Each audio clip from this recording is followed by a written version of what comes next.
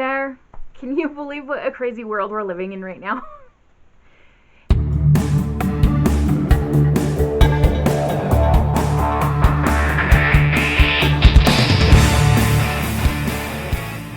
Hey, it's Bobi, aka Paginator, and I just want to talk to you a little bit today about my personal strategy for coping with the weird hysteria, crazy crap that's going on in the midst of all of this coronavirus nonsense. So, here's where I'm at. My worry about catching this virus is maybe like a 1 or 2 out of 10. My worry about the way people are reacting is like 12. People are driving me nuts. But setting that aside, I do know that it is probably a good idea to close big events and all of these things to help prevent the spread of the virus. I'm not saying that the virus isn't real. It's very real. I am not saying anything like that. I am saying that perhaps there's some overreacting going on. So, I have decided that my reaction to this, as I try to make all my reactions to everything, sometimes like successful, sometimes not, but my reaction is going to be to choose happy. I'm going to look for the happiness in this situation, and one of the happiness things that I'm going to be encountering is that even though we're probably going to be switching to online school and I won't get to see my students all the time, I might have more time to read. I might have more time for reflection, meditation, those self-care things that I've been really bad at in, let's be honest, the last several years. So, looking at the good in this situation, I want to talk about reading. Both of my subscription boxes are delayed until next month, so I won't have any actual unboxings in the month of March, except for kind of one thing I have kind of in the works. I ordered some books from Scholastic with bonus points, so I didn't actually spend money, except for like $5 shipping. And I might do an unboxing of those on this channel next week when they come in.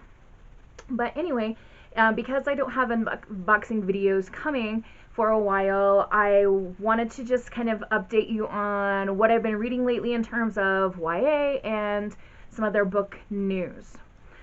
So you know that I am in college. If you watch this channel, you know that I'm working on my master's degree, and I have been doing a lot of reading for that.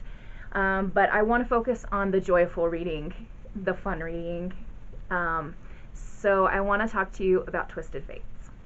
Twisted Fates is by Danielle Rollins, and it is the sequel to Stolen Time. It's really hard for me to tell you anything that happens in this book because I don't want to spoil things that happen in the first one. So let me tell you a little bit about the first one. The cover is quite similar. The color scheme is blue, and we've got this frame and the same font and things, and a girl in a gown. In Stolen Time, we meet our main character, Dorothy, and she is in the year 1918, I believe. Anyway, somewhere in the 19-teens, and she is running away from an enforced marriage. She has been running cons her whole life, and her mom decides, you know what, we're going to pull out the best con of all. We're going to force you to marry this rich guy, and then we'll have money and be set. It'll be great. And she kind of runs away from that and ends up smacking into this guy, Ash, who is a time-traveling pilot. He was originally a fighter in World War II, I believe, and was brought to New Seattle in the year 2070 something or other around there, by a professor who had invented time travel and joined his squad of time travel enforcers or something like that. I forget their exact name, but their job is like to run the time travel vehicles and make sure that things don't get totally screwed up.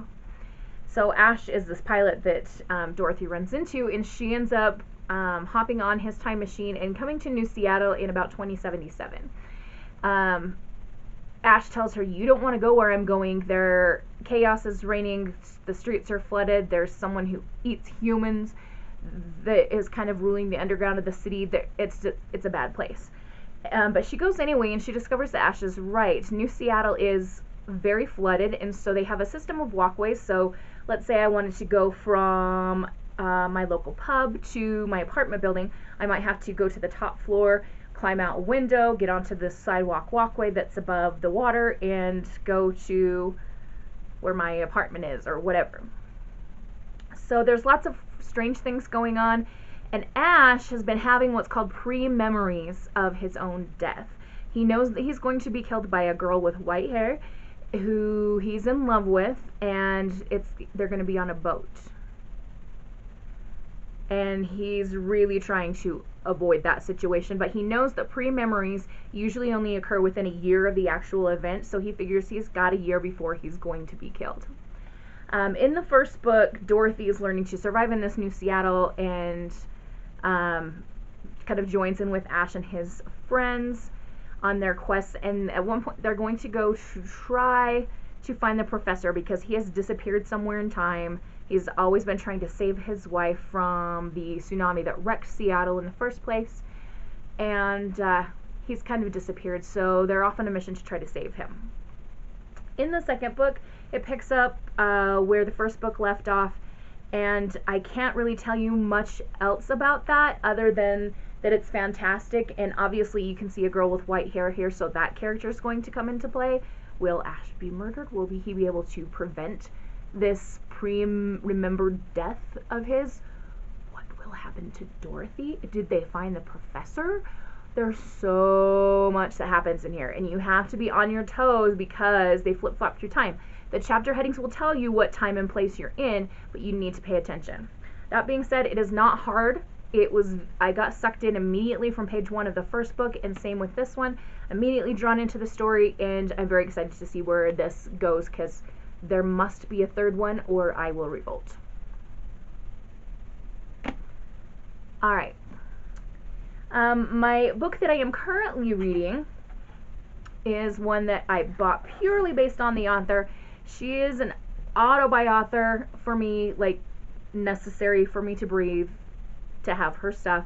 That is Miss Sarah J. Maas, House of Earth and Blood, which is the first book in the Crescent City series. I have been given to understand that this is not YA, which makes a lot of sense considering how many times I've read the F word in the first 2.5 chapters and some other stuff.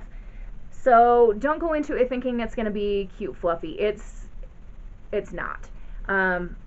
It's going to be dark. It's 799 pages, and you can see I have hardly made a dent. I did create a 2-page spread in my bullet journal drawing out all, like, I think 79 chapters plus an epilogue. And it turned out really ugly, so I'm not going to show it to you until it's all colored in, if at all, because I usually don't show my bullet journals on here anyway. But essentially this is about a city that is kind of divided, and there are different houses. And depending on what kind of creature you are, you might belong to a certain house. So the House of Earth and Blood, which is the title of this book, it's described here as shifters, humans, witches, ordinary animals, and many others whom Cthulhu calls, as well as some chosen by Luna. And our main character is Bryce. She is half fae, and when we meet her, she's working at an art gallery. I know that something is going to happen to one of her friends, and I know that she's going to have a quest in reaction to that, but that's about all I know. I kind of just want to read this without knowing tons of stuff, so if you've read it already, please don't spoil it for me. I just want to enjoy being in the Sarah J. Maas world for a little while. So that brings me to a package that came in the mail today. So this is something that I did not order. It's, I guess, kind of an unboxing because it is a box, but it wasn't something that I ordered.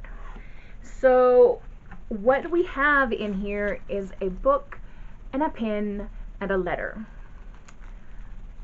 I, of course, could not wait till filming this video before opening it, because when you receive something from a publishing company and you didn't order it, you're immediately like, oh, did I win a giveaway? What's going on? What's happening? And yeah, so we're just going to take a look. We'll start with the book. It is The Dark Corners of Night by Meg Gardner. Stephen King says Meg Gardner is the next suspense superstar. So, okay. The pin is the book cover, again with the title and the author's name there. They gave us a little code to download an audiobook. I don't want to show it because it's got a promo code, and I don't know how they feel about like showing everyone the promo code. But then they also sent this letter from the author, and you know that I like reading author letters, so I'm going to read this to you. Dear friends, I'm betting you're like me. I read thrillers to immerse myself in stories of pulse-pounding suspense. I love going on a journey with captivating characters who face heart-stopping danger and who rise to the challenge with grit, ingenuity, and courage. As a reader, I love thrillers because they take us on a roller coaster ride and bring us back exhilarated. As a writer, there's nothing I love more than sending you on that ride. The Dark Corners of the Night is my new unsub novel featuring Caitlin Hendricks. Unsub is FBI shorthand for unknown subject, the unidentified perpetrator of a crime.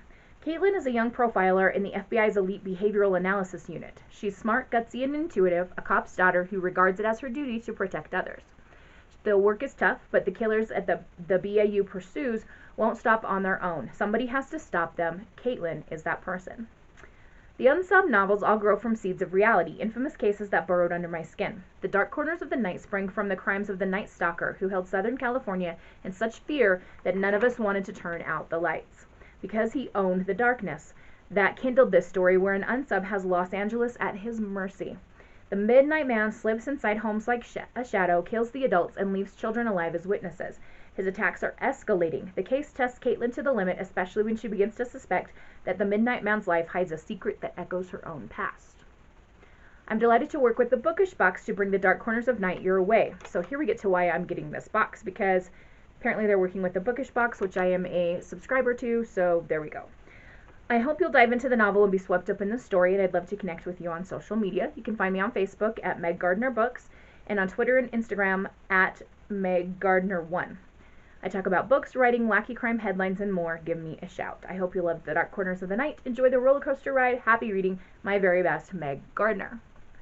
Alright, I'll hold this up so you can see her Instagram handle in case you missed that, or Twitter, and you want to look for her.